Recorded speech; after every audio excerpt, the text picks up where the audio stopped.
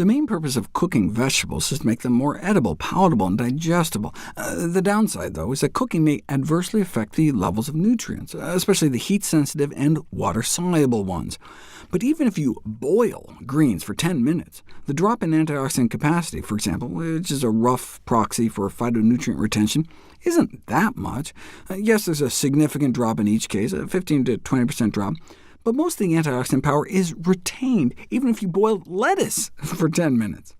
The single nutrient that drops the most is probably vitamin C, but as you can see, collards start out so vitamin C-packed that even collard greens boiled for 10 minutes have twice as much vitamin C compared to even raw broccoli.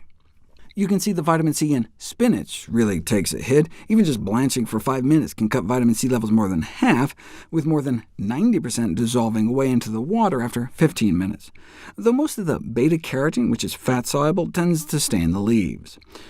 But just keeping it in a regular plastic bag like you get in the produce aisle can protect it. The refrigeration is important, though. Even in a bag, a hot day can wipe out nearly 50%. Not as bad as drying, though, which can wipe out up to 90% of the vitamin C, suggesting that something like kale chips may pale in comparison to fresh, though vitamin C is particularly sensitive. Other nutrients like beta-carotene are less affected across the board. Cooking by microwaving and steaming preserves the nutrition more than boiling, here measured in watercress. Little steaming or microwaving hardly has any effect compared to raw, though boiling even 2 minutes may cut antioxidant levels nearly in half. Watercress is a cruciferous vegetable, though a cabbage and broccoli family vegetable, so it's prized for its glucosinolate content, which turns into that magical cabbage compound sulforaphane. What does cooking do to it? Well, fresh is best, but steaming's not bad, with microwaving coming in second, and then stir-frying and boiling at the bottom of the barrel.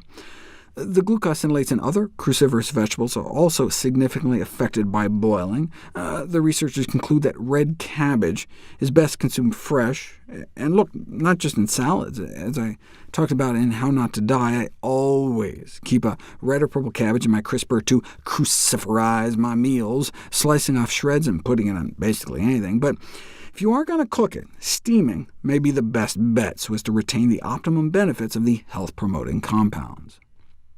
Other nutrients we look to greens for are the eyesight-preserving nutrients like lutein, which I've talked about before, and folate, particularly important for women of childbearing age, and vegetables are the main natural source. It's been estimated that approximately half the folate is lost during cooking, which may be true for boiling broccoli, or stir-frying spinach, or mustard greens, but the folate in stir-fried kale holds up better, only losing about a quarter, similar to steamed broccoli florets.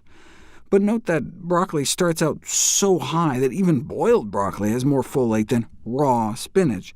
But check out broccoli leaves. Not only do they start out with among the highest levels, the levels actually go up a bit when you cook them. No one's ever looked at the folate concentration in broccoli leaves, which ironically are commonly just cut off and thrown away, yet contributes great concentrations of this vitamin.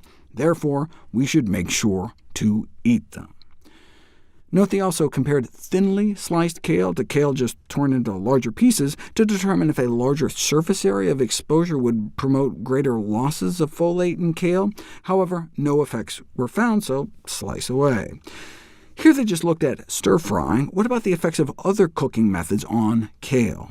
There's lots of studies on cooking cabbage and broccoli. However, very little information has been available on the queen of greens until now. First of all, fresh versus frozen. The freezing process is generally regarded as destructive to antioxidant compounds. One just assumes that frozen would have a lower antioxidant capacity compared to fresh. But kale breaks all the rules. The frozen kale showed a higher antioxidant capacity than fresh, and not just by a little, we're talking 60% more. Wow. OK, so what happens when you cook it? If you start out normalizing the starting levels at 100%, blanching and steaming actually boost the antioxidant content, whereas microwaving or even boiling doesn't seem to do much. So you can boil kale without losing out on its antioxidant punch. I told you kale was a rule breaker. But check out that blanching and steaming. Heat can disrupt the plant cell walls and all the little subcellular compartments and spill out extra antioxidant compounds that may have been hiding. Now that's usually counterbalanced by losses caused by high temperatures, but the kale compounds are looking pretty cruciferocious and stood their ground.